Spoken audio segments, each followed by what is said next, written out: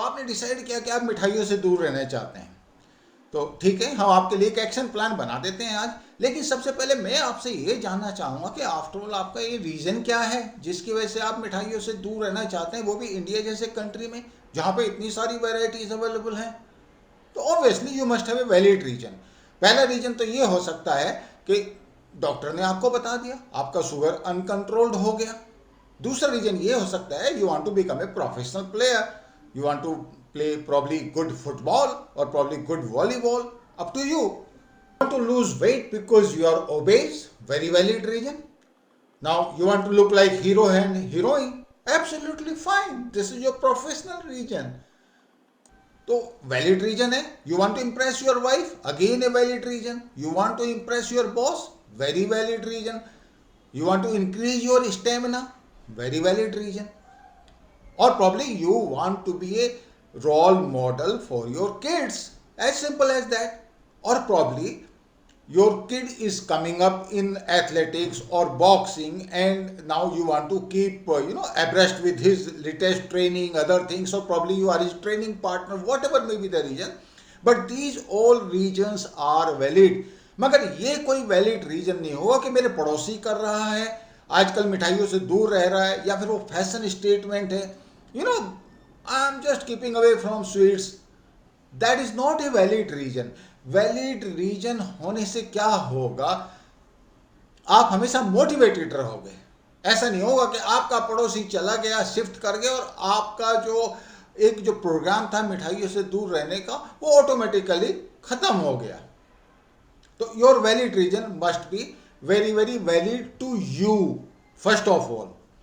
Now and this point is very important, आपने अपने आप को बताया क्या है, can you do it, or every time you have failed you will not be able to do it. The point is which I am trying to drive here is कि आपको अपने आप को सही रीजन बताना है और आपको अपने आप को कन्विंस करना है कि आप ये काम कर सकते हैं। सिंपल। अब बाई एनी चांस आपके मन में अगर जरा सा भी डाउट है रीजन के प्रति और अपनी कैपेबिलिटी के प्रति, तो fake it till you make it. Let us be very clear about it. आपको विजुअलाइजेशन करना है, सिंपल। और विजुअलाइजेशन आपने किस टाइम पे करना है, जब आप सोने जाते हैं या फिर सवेरे सो के उठते हैं, जब आपका कॉन्शियस और सबकॉन्शियस माइंड का जो मीटिंग पॉइंट है उस पॉइंट पे आपने अपना रिजोल्यूशन भी लेना है, आपने अपने सबकॉन्शियस माइंड को बताना भी है। मैं आपको एक बात और बता देता हूं, ये जो मिठाई छोड़ने वाला सिस्टम है ये विल पावर का इशू नहीं है, ये आपके वैलिड रीजन का और आपके सबकॉन्शियस माइंड के कन्विंस होने का, उस पर ही डिपेंड करता है कि आप इसको कर पाओगे कि नहीं कर पाओगे। ये विल पावर का इशू नहीं है। ओके, तो फिर करें क्या?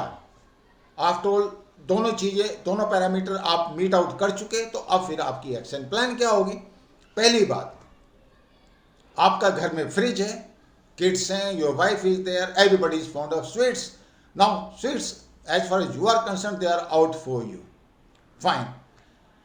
फ्रिज के अंदर आपने मिठाई नहीं रखनी है। रीजन मैं बता देता हूं, जब भी आपको क्रेविंग होगी, क्रेविंग का मामला कितने मिनट का होगा? 1 या 2 मिनट का।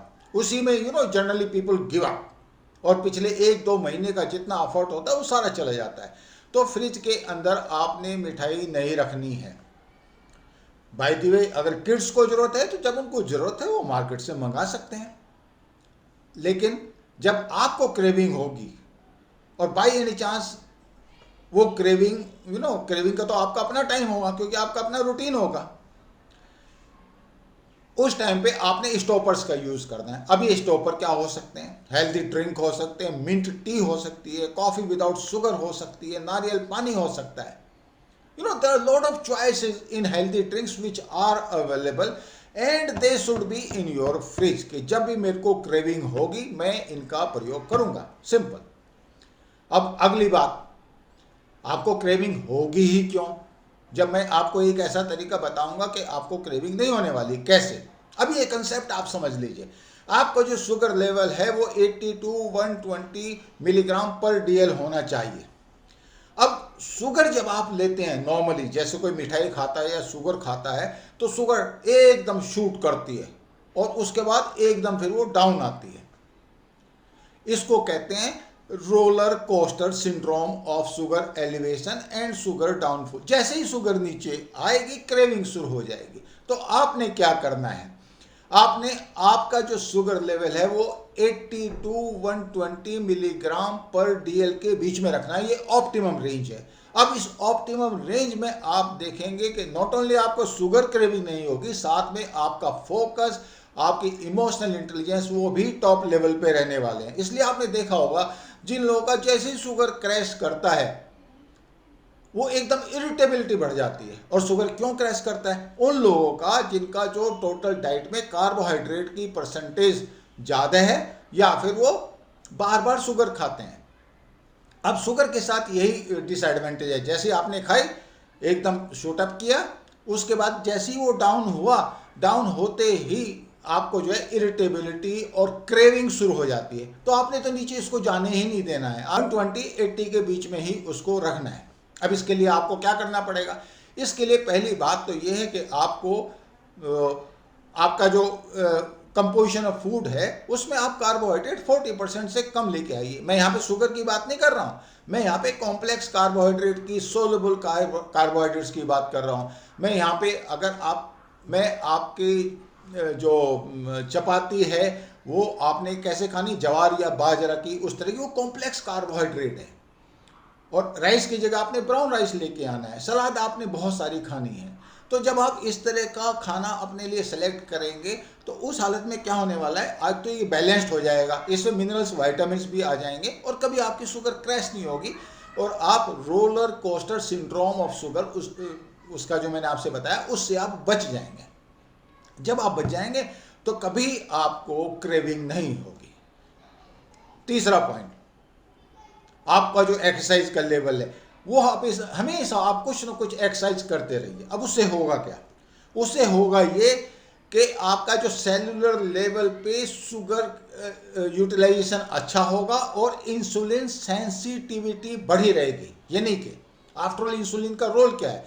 इंसुलिन का रोल ये है कि सेल के अंदर जब शुगर की एंट्री करनी होती है तो शुगर जाती है और सेल जो है शुगर को यूज कर पाती है। और जब इंसुलिन नहीं होता या फिर सेल इनसेंसिटिव हो जाती है, दोनों ही हालतों में एनर्जी का डेप्राइवेशन हो जाता है और वो क्रेविंग और वो सब चीज़ें कॉम्प्लेक्स फिनोमेना सा शुरू हो जाता है। तो जब आप एक्सरसाइज करेंगे, स्पेशली जैसे आप वॉक कर रहे हैं रेगुलर बेसिस पे, depending on your physical fitness, या आप जिम में जा रहे हैं, तो आपने देखा ऐसे लोगों को कभी भी शुगर के उस तरह के इश्यूज कभी नहीं होते। और रीजन बिल्कुल साफ है, क्योंकि सेल के अंदर ग्लूकोज की एंट्री भी हो रही है, उसका यूटिलाइजेशन भी हो रहा है और इंसुलिन प्रोडक्शन भी नॉर्मल चलेगा और सेल जो है वो इंसुलिन सेंसिटिव भी है। जब इंसुलिन सेंसिटिव नहीं रहेगी कोई भी सेल, उसी को तो इंसुलिन रेजिस्टेंस बोलेंगे और उसी की वजह से तो डायबिटीज होती है। तो जब आप एक्सरसाइज करते रहेंगे, बैलेंस्ड फूड आप खाएंगे, कार्बोहाइड्रेट परसेंटेज आप कम लेंगे, तो उस हालत में आप देखेंगे कि आपको क्रेविंग का कभी कोई इशू नहीं होने वाला, कभी कोई एनर्जी डेफिशिएंसी सेलुलर लेवल पे नहीं होने वाली। Craving is a matter of 3 to 4 minutes only. उस हालत में अगर आपके फ्रिज के अंदर शुगर नहीं है तो आप मिठाई खा ही नहीं सकते। तो इसका मतलब क्या हुआ कि आपको शॉर्ट टर्म गोल्स लेने हैं। ये नहीं है कि आप कभी मिठाई नहीं खाओगे, it's not like that. It is just like that कि आज के डेट में आपके पास एक वैलिड रीजन है जिसकी वजह से आप मिठाई नहीं खा रहे हो, एज सिंपल। तो आपके जो गोल्स हैं वो बेसिकली आप डेली बेसिस पे उसको लीजिए कि yes today I have not taken any sweets, tomorrow also I am not going to have any sweets, probably Saturday और Sunday, probably once a week I will have a cheat, that moment probably with my kids and with my family, as simple as that. So you got my point, short term goals, day to day basis. Now एक point और मैं आपको बता देता हूँ, that is about the consumption of water. पानी आपने कम से कम 8 से 10 गिलास पानी पीना है डेली। आपको डिहाइड्रेट नहीं करना है अपने आप को, किडनी की फंक्शनिंग उससे ठीक होगी, आपका ब्लड वॉल्यूम ठीक रहेगा, डाइजेस्टिव सिस्टम ठीक काम करेगा। और एक बात और, आप अब जो भी आपने एक्शन प्लान बनाई और जो भी आपके ऑब्जेक्टिव हैं और जो भी आपका रीज़न है, मैं आपसे रिक्वेस्ट करूंगा कि उसको आप एक पेपर पे लिख लीजिए पोस्टर की फॉर्म में, और अपने घर के अंदर जहाँ पे आपके फैमिली और बच्चे देख सकें वहाँ पे आप लगा दीजिए. They become your accountability partners. Once they become your accountability partner, it becomes a mutual thing. एक तो आप रोल मॉडल बन जाओगे अपने बच्चों के लिए, वेरी वेरी इंपॉर्टेंट.